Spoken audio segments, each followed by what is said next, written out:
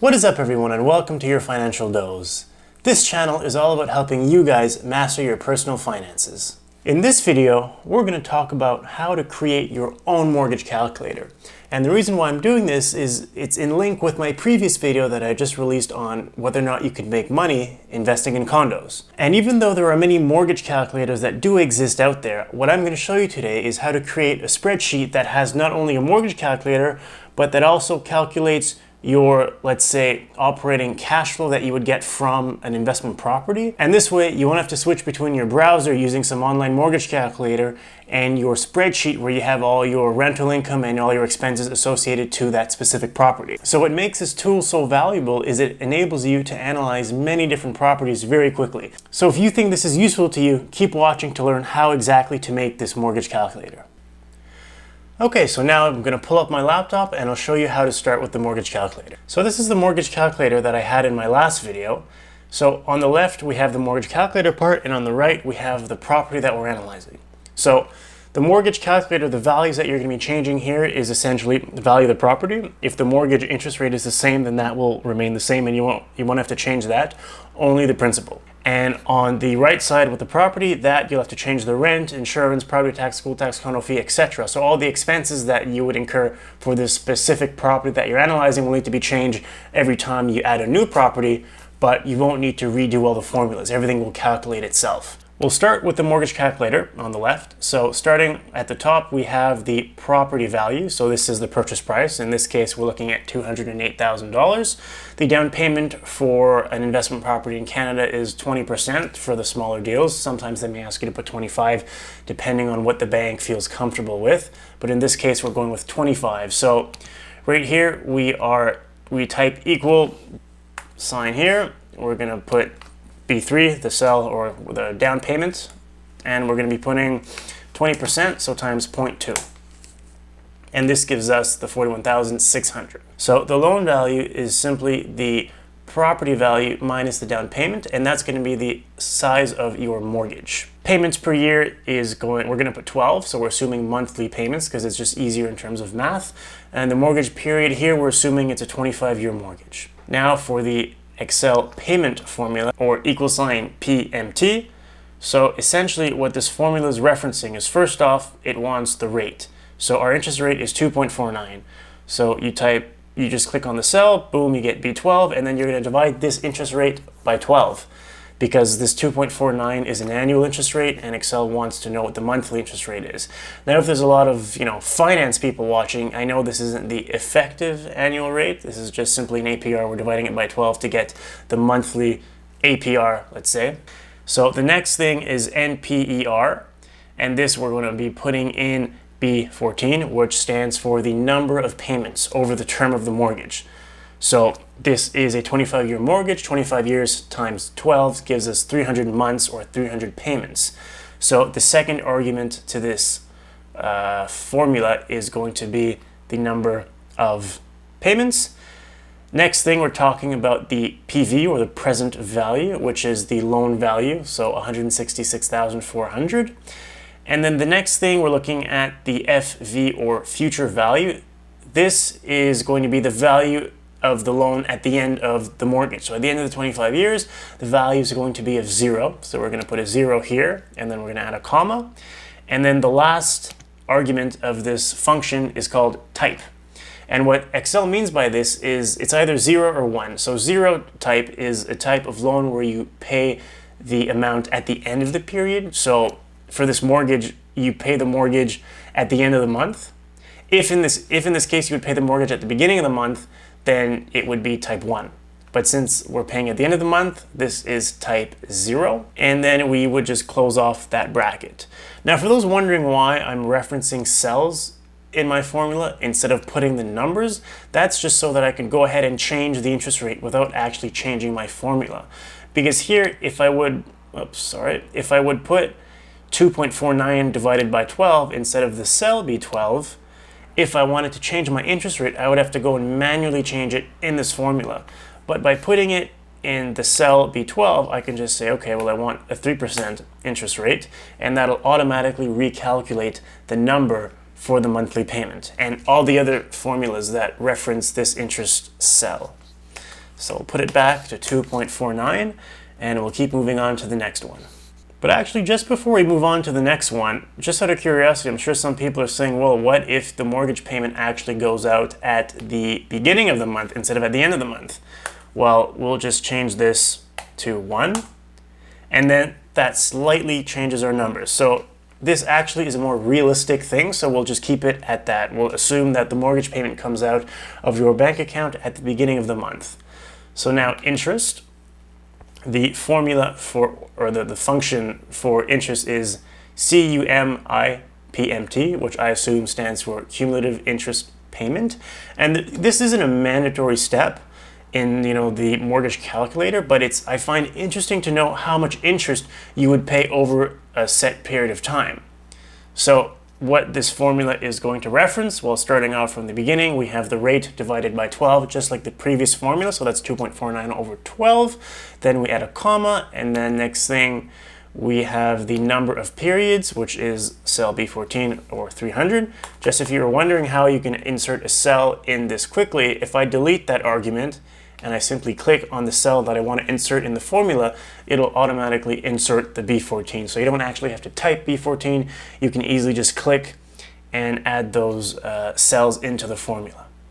So the next thing, the PV, as before, is the present value or the loan value at the beginning of the period. Now, period here, start period, we're looking at, we're starting at month number 1. So you just put 1. And then we're ending at month 12. So you put 12. So it's going to give you 12 months of interest that you're going to be calculating with this formula. And then the type, again, whether or not you make the payment at the beginning or at the end of the month. So 0 here, Excel will actually tell us. 0 is at the end of the period, 1 is at the beginning. So now in the case of the interest payment, we're going to be adding here or putting 0 instead of 1.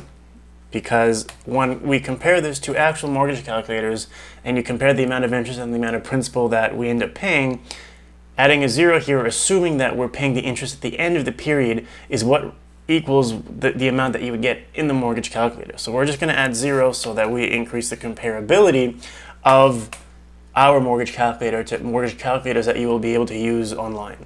So for the annual principal, this is simply here, the formula that I used is we're taking the monthly payment and multiplying it by 12 minus the interest that we paid. So it's simple logic. So if we're not paying interest, well, we're paying principal. And that comes up to a little over 4,800. And then the total payment is simply the sum of the interest and the principal. So B10 plus B11. Here at the bottom, I have the interest box, I have the future value box, and I have the number of payment. And this is simply so that I can easily reference these numbers without having to go into the formula. So here, let's say I wanted to pay off the mortgage in 26 years instead of 25. I would put 312 months, and this will change all of the numbers for me without me actually having to go into the formulas and modifying it there. So now putting it back to 25 years in our example, we can go back in the property box or in the property table where we can actually analyze the property based on our mortgage calculator. So here we put in our monthly rent and we multiply this by 12, obviously to get the annual rent. The insurance, you can either put it in monthly or you can put it in annually. This is simply a number that's hard-coded into the cell. There's no formula.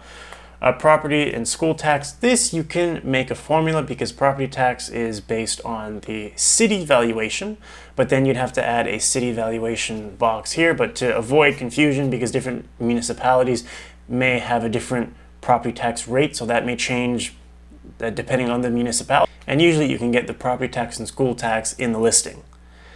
Next thing are condo fees. If you're buying a condo, these are important. If you're buying a property, you can either add a maintenance fee or you can add a reserve fund, if you're going to have to redo the roof, if you need to pay a landscaper to cut the grass or shovel the snow. These are all things that you can put in the condo fee if you're actually not buying a condo. And the next thing is electricity, if you're going to be paying for that. Otherwise, you can leave it at 0 as I did. And then now the mortgage. So in the monthly column, I'm referencing cell B8, so just simply equals B8, and that'll pull in that number there. And then I'm multiplying this by 12, so the cell F8 here times 12, and that gives me the annual amount, which matches up with our total payment from our mortgage calculator. And then if we're going to take this number and we're going to subtract all these expenses, and this is what our monthly cash flow comes down to. So we're looking at $2,500 in this example. And yeah, so in this formula, we're simply doing a sum, and we're going to be dragging the whole box. So I can show you guys how to do that. So equals sum, open the bracket, and we're just going to drag all these cells here, close the bracket, enter. And the reason why we can do that is because we have negatives in front of cash outflows and the positive sign or nothing in front of the rent. That's why we can just sum. Otherwise, you can just do equals this minus this minus this minus this minus this minus this if you don't want to put the negative signs in your table. And in the last cell here, I have just the amount of principal that we're making in a monthly fashion, and then annually, which is just pulling the data from here. But that we already have it in our mortgage calculator, so there's no reason to have it again, but I just had it there just to show you how much principal we're generating per month. Because what's interesting to know here is, okay, if we're generating 400 of principal per month, sorry, let me just get rid of this minus sign. Okay, we're generating 400 of principal per month, and then we're generating 2,500 in cash flow every year. So we can just figure out how much we're going to be generating per month here. That's $210 plus the 600, and then if we want to know how much we're generating, that will eventually end up in our pocket when we, sell the property, excluding any property appreciation. We're looking at $613. And annually, we'll just drag this formula over here. We're looking at about $7,300 that we're going to be generating in increase in equity in the property and cash outflow or cash flow that we're generating from the property per year. So every year that this goes on, you're going to be generating more principal and be paying a bit less interest because that loan value here of $166,000 ends up going down. And if you calculate 2.49% annually on a smaller and smaller and smaller loan value, the amount of interest that you're going to be charged is going to be less and less. But since the payments here of $744.12 remain the same throughout the whole term of the mortgage, every payment that you make, more and more will go towards the principal because of the smaller interest owing portion. So now that we walked through how all the formulas work, just to give you an example of what can be changed quickly and how this will flow through all of the two charts, let's say we wanted to buy a property value that was worth $16,000. 16. So now the down payment changes, the loan value changes, the monthly payment, interest, annual principal and total payment, all of those change automatically without us having to change any of the inputs in the mortgage calculator side. On the property side, let's say, we wanted to scale things a bit. So let's say we're getting $1,700 in rent monthly. The insurance is going to be $300 because the condo's a bit bigger. Let's say property taxes are $4,000 and school taxes as well. And then the condo fees are $2,900. But yeah. Now, okay, we're looking at a cash outflow, which means this property would not necessarily be a good buy in terms of cash flow because you would have to pay back $30 every month to cover all your expenses. Now, I'm not saying don't go and buy a property like this because you are still generating principal by paying down the mortgage. Your tenant gives you rent, your rent pays down the mortgage, you're still making money. But month by month, you'll be losing $30 up until you sell the condo, where you'll be able to pull that equity out, or maybe you refinance the condo and you'll also be able to pull the equity that you've accumulated out. But me personally, I try not to buy condos, in this example, where you would be paying money every month, because what if you need to sell and the economy isn't doing so well when you need to sell, and then you sell at a loss? Not only did you lose money every month, but you also sold the condo at a loss, which is kind of a double loss in this case. And yes, if you're selling a condo at a loss, you're still losing money for sure, but at least during the time that you were holding the property, you weren't losing money every month. Because sort of investing in a condo like this, assuming that you're going to be able to sell it at a greater amount in the future, is sort of betting on the economy and the overall level of the real estate market. And it's more of a speculative investment than I would like when it comes to real estate, because it's not easy to find, deals where you would cash flow positive or cash flow positive at a proper rate of return. but it's possible. So I would hold out on these deals where you don't necessarily cash flow positive and wait to try and find a deal that would make sense. So now if you guys wanted to calculate your overall return on the investment, so let's just put return, here, the way I see the return is, well, how much should I put in and how much am I getting back? So we're going to take this amount here, which is what we're generating at the end of the year. So this is the equity that was paid off by paying down the mortgage, and then the $365 loss that we incur since this is a cash flow negative property, or it doesn't cash flow positively. And we're going to divide that by the down payment. So this is the amount of money that we put in, and we're simply going to get a rate of return of 11%. Now, this rate of return of 11%, or more precisely, 11.1%, is still pretty good. You know, if you've invested in the stock markets and the S&P 500, the average return there is between, 7 to 10%, depending on what period or what time frame you look at, over, say, 20 years. But this return here, 11%, is pretty good, and this is excluding any property appreciation. So if, you bought the condo at 316 and then you sell it at 350, well, we're excluding all those gains because, we can't predict where the market's going to go. And it also excludes any of the fees. So when you sell, there's going to be a commission fee that you're going to pay to your broker. There may be a mortgage breaking fee that you will pay the bank if you break your mortgage early. But we're just, kind of simplifying the assumption and just looking at the numbers that the property will generate for you. So expenses, revenues, down payment, interest, mortgage, and etc. These are all things we can control. We can't control when we sell because maybe you're going to need the money to fund something else, an emergency. Things happen. I don't really like adding that because there's no way for us to know exactly when, but we can exactly know how much rent we're getting because, it's rented now. I want to calculate my return.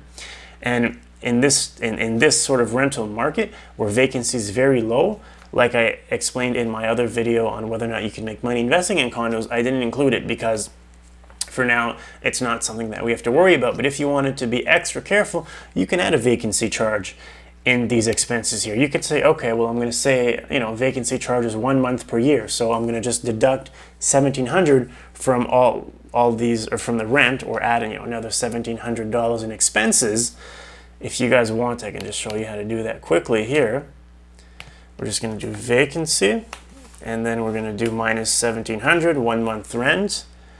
And then boom, this changes. We have $2,000 of cash flow negativity annually. But like I said, I don't really like to include vacancy because for now I've been renting condos for almost 3.5 years, and I haven't had 1 month of vacancy over 7 or 8 properties. I don't own them all myself. I obviously not, I wish, but I co-own them with different people. So that's why, 7 may seem like a lot, but it's really not that much when you buy them with other people. So yeah, I've never had a month of vacancy for now, keep my fingers crossed, but that's why I don't include it in the model. So overall, creating this simple mortgage calculator in Excel can enable you to compare and analyze different properties very quickly simply by changing the input. So property value, you can change the proportion of down payment, but keeping it at 20% is usually the right thing to do. If you wanted to, change your payments per year, you can do weekly, but I just kept it at monthly. The amount of years of the mortgage as well, you can, put 25 or you can put 30. If you wanted to be extra careful, if you want to change the amount of years in the mortgage, instead of putting a hard 300, what we can do is we can say, okay, well, 25 years, and there's 12 months per year, and this gives me 300. So if you want to do it over 30 years, we simply change the amount of years here, and then this number of payments will change, and all the formulas will change accordingly. If you like the content I've been putting out, hit the like button and feel free to subscribe so you don't miss out on any new videos. I also have a podcast called Personal Finance Boss that you can find on SoundCloud or on any other podcast client by just simply searching for Personal Finance Boss. Thanks for tuning in, and we'll see you in the next video.